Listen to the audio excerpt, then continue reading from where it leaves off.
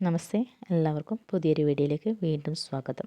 ഇന്ന് നമ്മൾ ഹിന്ദി സാഹിത്യത്തിലെ കാവ്യശാസ്ത്രം, ഹിന്ദി കാവ്യശാസ്ത്രവുമായി ബന്ധപ്പെട്ട കുറച്ച് സമ്പ്രദായങ്ങളും കുറച്ച് വാദങ്ങളും അതിൻ്റെ പ്രവർത്തകരുമാണ് പഠിക്കുന്നത്. അപ്പോൾ കാവ്യശാസ്ത്രം എന്ന് പറയുമ്പോൾ നമുക്ക് ഭരതമുനിയാണ് ഓർമ്മ വരും അല്ലേ? കാവ്യശാസ്ത്രം. അപ്പോൾ കാവ്യശാസ്ത്രത്തിലെ രസസമ്പ്രദായത്തിൻ്റെ പ്രവർത്തകനാണ് ഭരതമുനി. ഭരതമുനിയുടെ ഫേമസ് രചനയാണ് നാട്യശാസ്ത്രം. കഴിഞ്ഞ JLT എക്സാമിന് ക്വസ്റ്റ്യൻ വന്നിട്ടുണ്ട്. നാട്യശാസ്ത്രക്ക് രചയിത കോൻ ഹേ എന്ന് പറഞ്ഞിട്ട് ഭരതമുനിയാണ്. അപ്പോൾ രസസമ്പ്രദായത്തിൻ്റെ പ്രവർത്തകനും ഭരതമുനിയാണ്. രസ് അലങ്കാർ ഇത് മസ്റ്റായിട്ട് നമ്മൾ പഠിച്ചു വെക്കണം. രസസമ്പ്രദായത്തിന് പ്രവർത്തകൻ ഭരതമുനിയാണ്.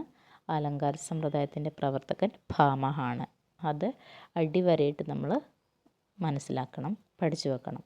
രസസമ്പ്രദായ ഭരതമുനിയാണ്, അലങ്കാര സമ്പ്രദായ ഭാമഹാണ്. പിന്നെ പറയാനുള്ളത് ഭരതമുനിക്ക് അനുസാർ കിതന രസ് ഹേ. എത്ര രസമുണ്ട്? 8 ആൻസർ 8.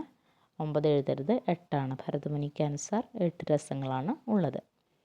നെക്സ്റ്റ് രീതി സമ്പ്രദായ. രീതി സമ്പ്രദായ വാമനാണ് പ്രവർത്തകർ. ആരാണ്? വാമൻ. അടുത്തത് വക്രോക്തി. വക്രോക്തി സമ്പ്രദായ കുന്തകാണ് വക്രോക്തി സമ്പ്രദായത്തിൻ്റെ പ്രവർത്തകൻ. കുന്തകിൻ്റെ രചനയാണ് വക്രോക്തി ജീവിതം എന്ന് പറഞ്ഞിട്ടുള്ളത്. അലങ്കാര സമ്പ്രദായം നമ്മൾ പറഞ്ഞു, ഭാമഹ്. ധ്വനി സമ്പ്രദായക്ക് പ്രവർത്തക് ആനന്ദവർദ്ധൻ ഹേ. ധ്വന്യാലോകത്തെ രചയിത ഹേ ആനന്ദവർദ്ധൻ. അപ്പോൾ ധ്വനികാർ ആനന്ദവർദ്ധൻ എന്നാണ് അറിയപ്പെടുന്നത്. ധ്വനി സമ്പ്രദായത്തിൻ്റെ പ്രവർത്തകൻ ആനന്ദവർദ്ധനാണ്. ധ്വന്യാലോകാണ് രചന. ഔചിത്യ സമ്പ്രദായ. നെക്സ്റ്റ് ഔചിത്യ സമ്പ്രദായ. ഔചിത്യ സമ്പ്രദായ ആരാണ്? ക്ഷേമേന്ദ്രൻ്റെതാണ് അല്ലേ? ക്ഷേമേന്ദ്രാണ് പ്രവർത്തകൻ. ഔചിത്യ വിചാർ ചർച്ച എന്നൊരു രചനയുണ്ട്. അടുത്തത് മമ്മട്ടിൻ്റെ രചന ഏതാണ്? മമ്മട്ട്. ഈ കാവ്യശാസ്ത്രവുമായി ബന്ധപ്പെട്ട കുറച്ച് പേരാണ് കേട്ടോ നെക്സ്റ്റ് പറയുന്നത്. മമ്മട്ട്, വിശ്വനാഥ്, ജഗന്നാഥ്, എന്താ പറയുക, അവരെയൊക്കെ നമ്മൾ പഠിക്കേണ്ടതായിട്ടുണ്ട്. മമ്മട്ടിൻ്റെ രചനയാണ് കാവ്യപ്രകാശ്. കാവ്യപ്രകാശ് മമ്മട്ടിൻ്റെ രചനയാണ്. പിന്നെ വിശ്വനാഥിൻ്റെ, ആചാര്യ വിശ്വനാഥിൻ്റെ രചനയാണ് സാഹിത്യ ദർപ്പൺ. രസഗംഗാധർ ജഗന്നാഥിൻ്റെ രചനയാണ് രസഗംഗാധർ. അപ്പോൾ രസസമ്പ്രദായ ഭരതമുനിയാണ്. രസഗംഗാധർ ജഗന്നാഥിൻ്റെ രചനയാണ്. ഇനി കുറച്ച് നമുക്ക് വാദങ്ങൾ പഠിക്കാം. വാദങ്ങൾ എന്ന് പറയുമ്പോൾ അനുമിതിവാദ്, ഒരു കേൾക്കാൻ വെറൈറ്റി ഉള്ളൊരു വാദമാണ് അനുമിതിവാദ്. അനുമിതിവാദ് കെ പ്രവർത്തക് ഭട്ടലോലട്ടാണ് കേട്ടോ. ഭട്ടലോലട്ടാണ് അനുമിതിവാദ് കെ പ്രവർത്തക്. ഭുക്തിവാദ് കെ പ്രവർത്തക് ഭട്ടനായക്. മാറിപ്പോകരുത്. അനുമിതിവാദ് ഭട്ടലോലട്ട്, ഭുക്തിവാദ് ഭട്ടനായക്. നെക്സ്റ്റ് പഠിക്കാനുള്ളത് അഭിവ്യക്തിവാദമാണ്. അഭിവ്യക്തിവാദിൻ്റെ പ്രവർത്തകൻ ആരാണ്? അഭിനവ് ഗുപ്താണ്. അഭിനവ് ഗുപ്താണ് അഭിവ്യക്തിവാദിൻ്റെ പ്രവർത്തകൻ. ഇനി നമുക്ക് അദ്വൈതവാദ്. അദ്വൈതവാദ അറിയാവോ? ആർക്കെങ്കിലും അറിയാവോ അദ്വൈതവാദിൻ്റെ പ്രവർത്തകൻ? അദ്വൈതവാദിൻ്റെ പ്രവർത്തകൻ ശങ്കരാചാര്യാണല്ലേ, ആചാര്യ ശങ്കർ. നമ്മുടെ ശങ്കരാചാര്യ എന്ന് പറയും, നോർത്ത് ഇന്ത്യൻസ് ആചാര്യ ശങ്കർ എന്ന് പറയും അല്ലേ. അപ്പോൾ ശങ്കരാചാര്യൻ്റെ വാദമാണ് അദ്വൈതവാദ്. നെക്സ്റ്റ് ദ്വൈതവാദ്. ദ്വൈതവാദ് ആരുടേതാണ്? മധ്വാചാര്യ. അപ്പോൾ മധ്വാചാര്യൻ്റെ പേരാണ് മാധവ്. മാധവ് എന്ന പേരിൽ അറിയപ്പെടുന്നത് മധ്വാചാര്യാണ് കേട്ടോ. മധ്വാചാര്യൻ്റെ വാദമാണ് ദ്വൈതവാദ്. അദ്വൈതവാദ് ശങ്കരാചാര്യനാണ്, ദ്വൈതവാദ് മധ്വാചാര്യാണ്. നെക്സ്റ്റ് ദ്വൈതാദ്വൈതവാദ്. ദ്വൈതാദ്വൈതവാദ് നിംബർക്കാചാര്യ. ആരാണ്?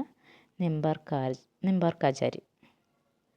നിംബർക്കാചാര്യനാണ് ദ്വൈതാദ്വൈതവാദിൻ്റെ പ്രവർത്തകൻ. അത് പറയുമ്പോൾ അങ്ങ് മാറിപ്പോകരുത് കേട്ടോ. ദ്വൈതവാദ്, ദ്വൈതാദ്വൈതവാദ്, അങ്ങനെ വിശിഷ്ടാദ്വൈതവാദ്, ശുദ്ധാദ്വൈതവാദ്, അങ്ങനെ ദ്വാ എന്നിങ്ങനെ വരുന്നുണ്ട്. മാറിപ്പോകരുത്.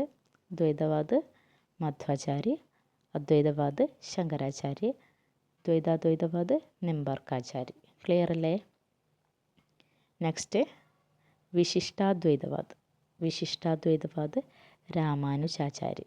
രാം വിശിഷ്ട് അങ്ങനെ കണക്ട് ചെയ്യുക, അങ്ങനെ ഓർത്ത് വെക്കുക കേട്ടോ.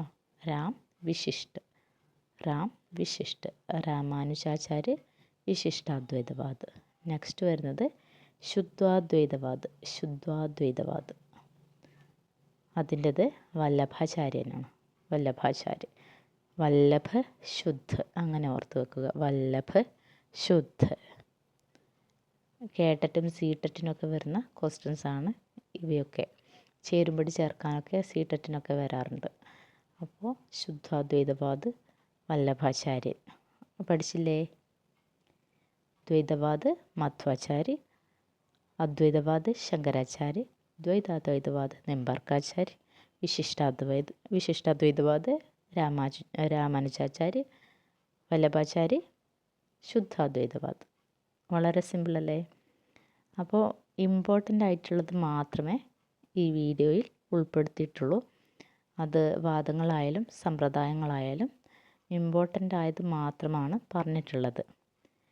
പിന്നെ നമുക്ക് നഖേൻവാദ് പറയാനുണ്ട്. നഖേൻവാദ് നമ്മൾ ഹാലാവാദൊക്കെ പഠിച്ചതുപോലെ നഖേൻവാദ് അല്ലെങ്കിൽ പ്രപത്യവാദ് എന്ന് പറയും. നഖേൻവാദ്, പ്രപത്യവാദ്. അതിൻ്റെ പ്രവർത്തകർ നാളിൽ വിലോചൻ ശർമ്മ, കേസരി കുമാർ, നരേഷ്. ഇവർ 3 പേരാണ് വരുന്നത്. ഒരാളെ പേരായിട്ടായിരിക്കും ഓപ്ഷൻസിൽ കൊടുക്കുക. അപ്പോൾ 3 പേരുടെ പേരും പഠിച്ചു വെക്കുക. നഖേൻവാദ് യാ പ്രപത്യവാദ്. ഹാലാവാദിനെ ചോദിച്ചാൽ നമുക്ക് കിട്ടണം, അതുകൊണ്ടാണ് പഠിക്കുന്നത്. നെക്സ്റ്റ് വരുന്നത് സ്വച്ഛന്ദതാവാദാണ്. സ്വച്ഛന്ദതാവാദിൻ്റെ പ്രവർത്തകൻ ശ്രീധർ പാഠകാണ്. അപ്പോൾ ഇത്രയുമാണ് വാദങ്ങളും കാവ്യസമ്പ്രദായം. അപ്പോൾ കാവ്യസമ്പ്രദായത്തിൽ വളരെ ഇമ്പോർട്ടൻ്റ് ആയിട്ടുള്ളത് ഏതാണ്? രസസമ്പ്രദായം, അലങ്കാര സമ്പ്രദായമാണ്. പഠിക്കണേ. രസസമ്പ്രദായം ഭരതമുനിയാണ്. 8 രസമാണ്. നാട്യശാസ്ത്രം ഓർമ്മ വരണം. അലങ്കാര സമ്പ്രദായം ഭാമഹാണ് കേട്ടോ. ഭാമഹൊക്കെ ഓർമ്മ വരണം. അലങ്കാരം പഠിക്കുമ്പോൾ ശബ്ദാലങ്കാരം അല്ലേ, ശബ്ദാലങ്കാരമൊക്കെ പഠിക്കാനുണ്ട്. അപ്പോൾ അതൊക്കെ എല്ലാവരും പഠിച്ചു വെക്കണം. അതിൻ്റെ എന്താ പറയണ്ടേ, ഡിവിഷൻസൊക്കെ പഠിച്ചു വെക്കേണ്ടതായിട്ടുണ്ട് അലങ്കാറിൻ്റെ. പറ്റുമെങ്കിൽ ഒരു വീഡിയോ ചെയ്യാം. അപ്പോൾ എല്ലാവർക്കും മനസ്സിലായെന്ന് വിചാരിക്കുന്നു. അടുത്ത വീഡിയോയിൽ കാണുന്നത് വരെ എല്ലാവർക്കും ധന്യവാദ്.